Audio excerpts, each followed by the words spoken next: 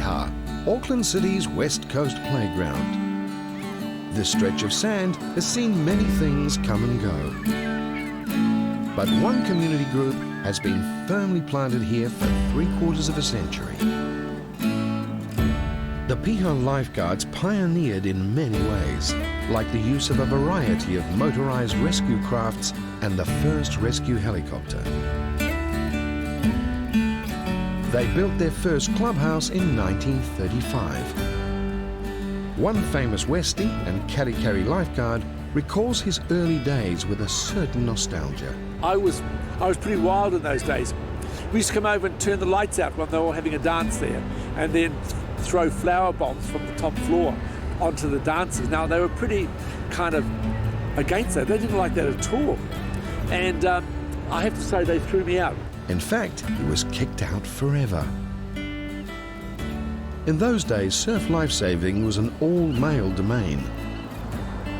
Women were finally admitted in 1979. Do you know what? Every time I come back, I think I'm banned for life. I'm banned for life from the Piha. I had to be the mayor to get back in.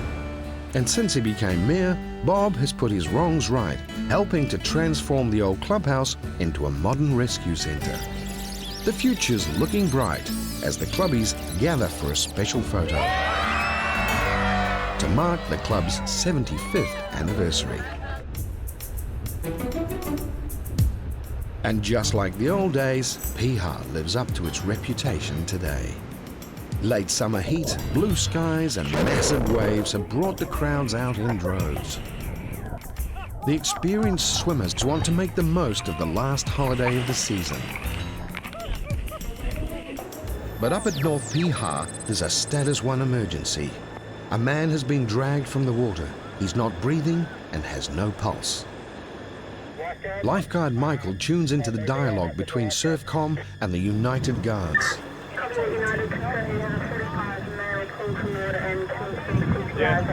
CPR. Affirmative. Guard, dropping the flags as well. Can we request special services from Piha? Over. Michael responds immediately, sending his 3 senior guards, including qualified paramedic Billy.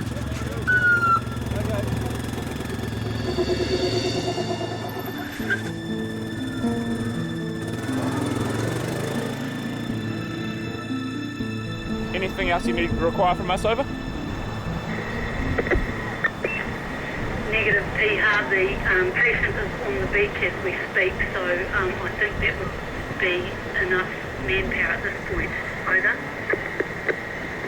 When the Piha Guards arrive, a visiting doctor and the United Guards have just managed to get the patient's heart started again.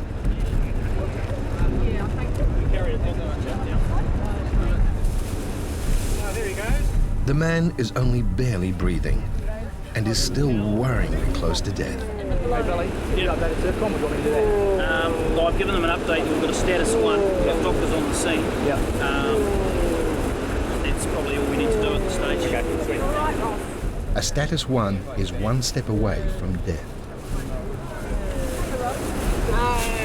Ross, stop moving, mate. Stop moving. The rescue chopper was unavailable. An ambulance is on its way. His wife and daughter approach, stunned.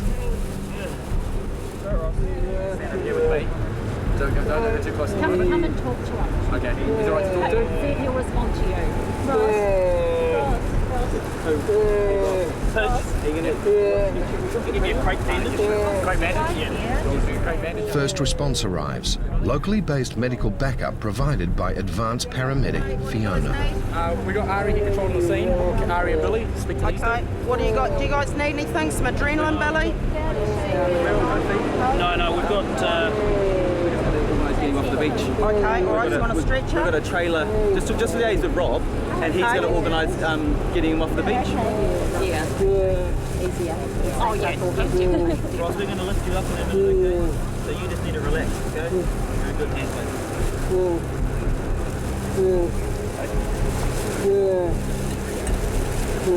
That's it, nice. Take nice, slow, deep breaths, Ross.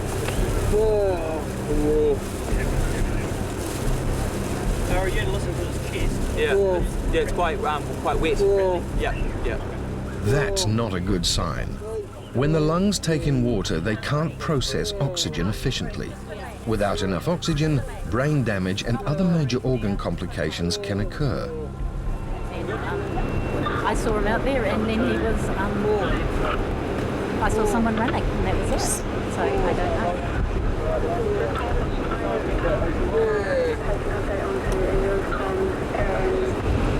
Patient still status 1. We're transporting him from the beach to the United First Aid room for rendezvous with road ambulance.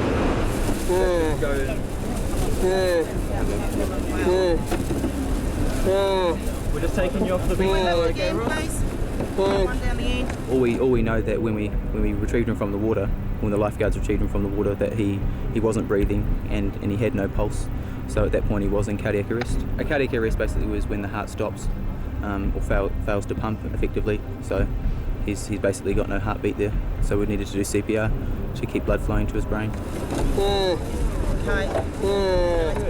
Lifeguard Joe was one of the first guards on the scene. Well, saw him put up his hand that he was in trouble, and the lifeguards responded, and actually,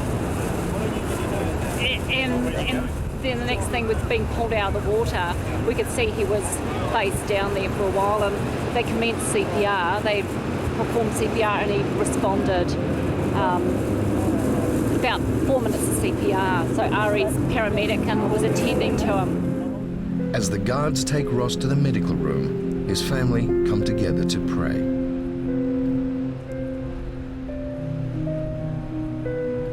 Okay, if we can, we'll go on feet first so his head's at this end in case we need airway work. Everyone hopes that Ross has the strength to stay alive. You understand? Yeah. Good man. So we're just going to leave some oxygen on you to help you breathe. All right?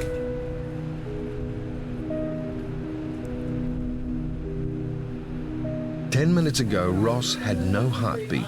Now, remarkably, he's already awake and talking again. Can't breathe very good. You make sure, if you feel like you're going to be sick, you make sure you tell us, okay? All right? Do you know where you are? Yeah. Whereabouts are you? Do you know where you are? Good man. Better, eh? Yeah, much better. Yeah, it looks really good. At the moment he knows where he is. He knows what day it is today, so no, it's very positive considering what he was like just before. Yeah. Billy updates SurfCom. Patient's located at the United First Aid room and is currently status 2. Status 2. Doing really well.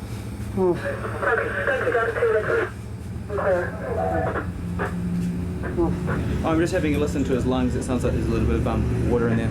He's inhaled when he's been in the water. The rescued man's daughter comes to check on her dad. There you go. You can hold his hand and talk to him. He knows where he is and things. Straight off the beach now. It's a wee bit sandy, isn't it? Got black sand all over you. The ambulance is here. I haven't got any vitals, but yeah, he seems to be stable enough. Here's the prayer. He opened it.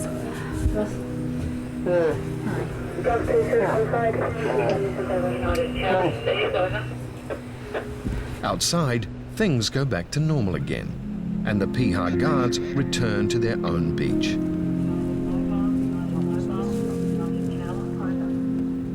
After being treated at hospital, Ross made a full recovery, and the family's church made a donation to the United Club a few weeks later. At South Piha, it's near the end of patrol, and a member of the public approaches the quad bike with major concerns. Apparently, that guy there down there is very drunk. And he's looking for his friend Charlie and Nicola. Bruce locates the man and tries to find out more. Oh yeah, I missed a couple of friends. You know, it's missing my niece in there. How old are they? One's like 12, 11 and 10. Were they swimming at all? Yeah, they were swimming. We come from around the other side earlier in the day, and then we came back around here, right? And then she's come back to the, you know? She being his girlfriend. Bruce's biggest concern is that they were in the water by themselves. The man reveals when he last saw the Oh, girls. probably an hour and a half now. 2 hours.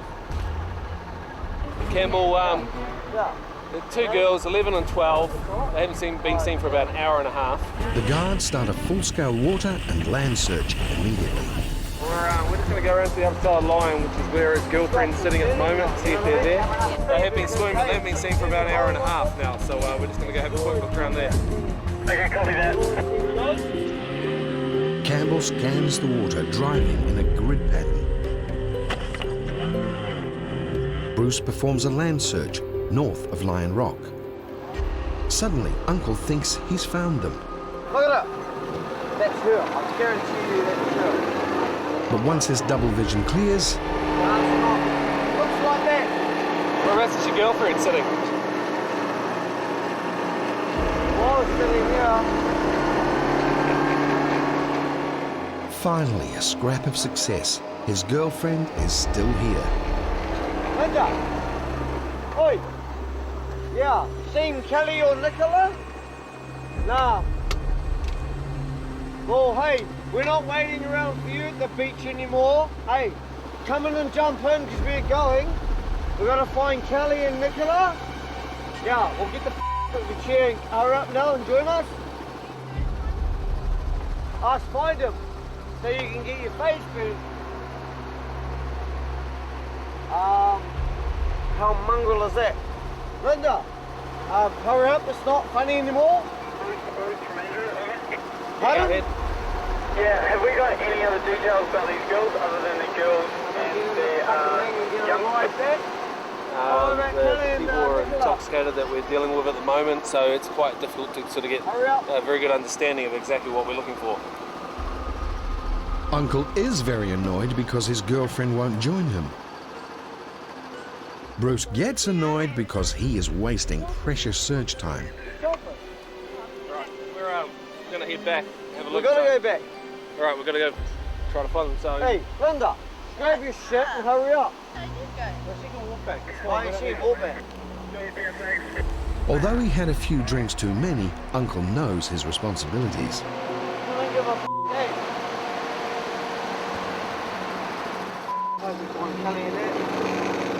They head back to South Piha, where every available lifeguard scans the beach and the water.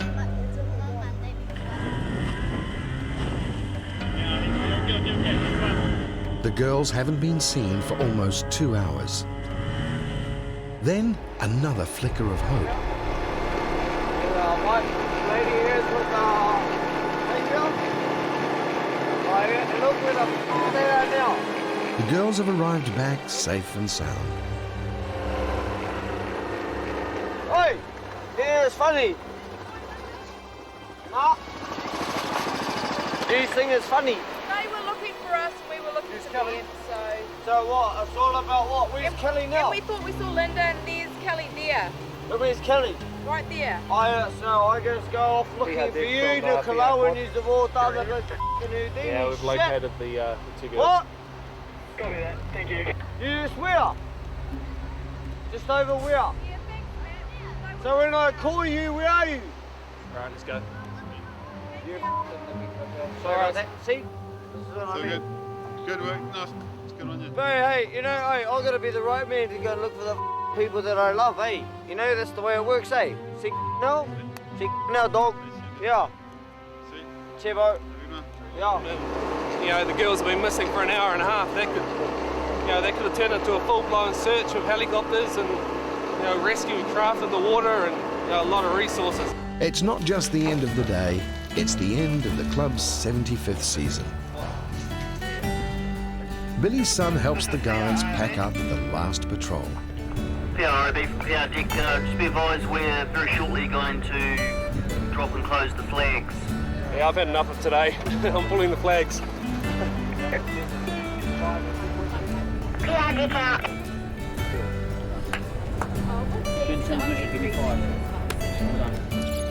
And now it's time to celebrate their 3/4 century anniversary.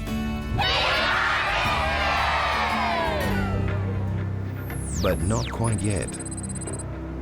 In the clubhouse, a member of the public alerts the guards that he's seen a hang glider crash at North Piha. just about a kilometre along from the turn-off, just past the store. Bruce and Scott are first on the search. There's one quad left here. Has he rang the police? No, he hasn't. The informant heads to the United Surf Club 1 kilometre north to assist the lifeguards from there. And lifeguard Jonathan calls the Piha Rescue helicopter. This is Piha, copy. Call for a down hang glider North Piha. We'll give you an update as soon as we have any details. Copy. Yeah, go, Lindsay. Bodyboard. You guys seen a hang glider come down? Yeah. Oh, it's better than being safe and sorry. We've had a few of them hurt themselves out this way. The pilot could be seriously injured, lying obscured by the many sand dunes. Have you guys seen a hang glider come down anywhere? We've had reports of one crash land. Sorry. Do you have the informant there at all? The original informant hopped into the vehicle, so I grabbed his phone number and went to the general area where he thought the man had crashed or come down. I can give him a ring back if you'd like. Yeah, can you give him a quick call and find out whereabouts he is, and we'll try to catch up with him and get a better idea of where this person came down. The informant arrives at the United Surf Club.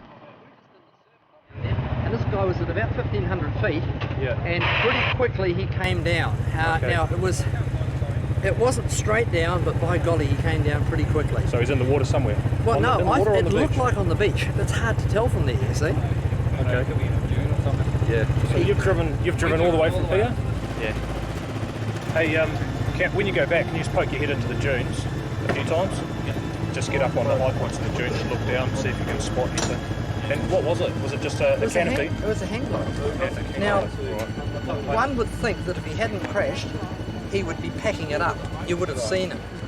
I mean, sort of getting lifeguards to go the whole way through, running through all the sand dunes, and even then, you get quite easily past them by. Chode, see if we can get Westpac and Eagle. Because the Eagle's got the thermal imaging. The Eagle is the police helicopter. Surfcom support 2. We could have Eagle out here as well with the infrared gear, if possible, over.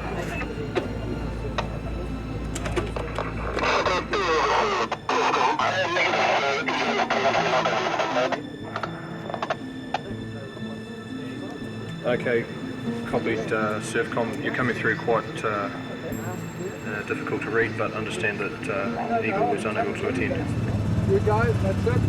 Channel 2, you on channel 2? Make sure you're on channel 2. Keep touch that way. Pull the ski up, please. There are only 10 minutes of daylight left. Channel 1. It's on. It's all ready to go. Go check up north.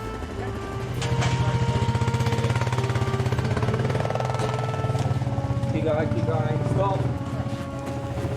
Surfcom support 2, radio check over.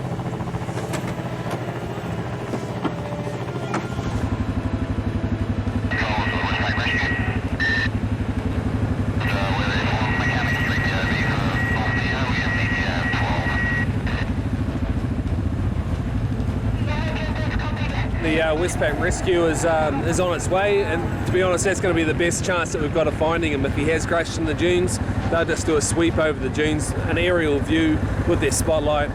If there's anything in there, they should be able to pick that up pretty quick, and obviously they'll direct us to the incident.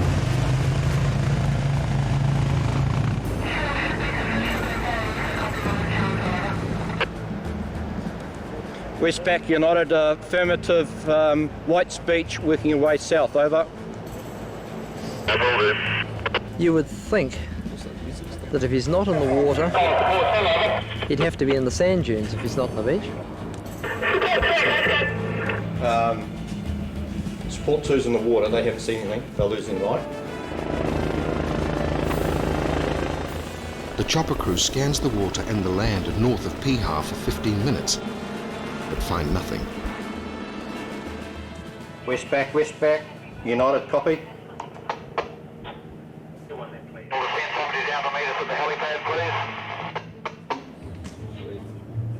Roger. The lifeguards continue their search until the light fades completely.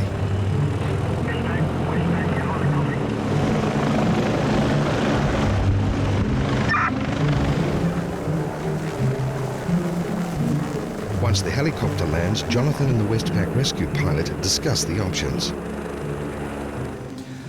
So we haven't had a confirmed reporting of somebody missing, so at this stage Westpac will do one more sweep of the beach and then we'll stand down and search. Surfcom, you get a nodded copy?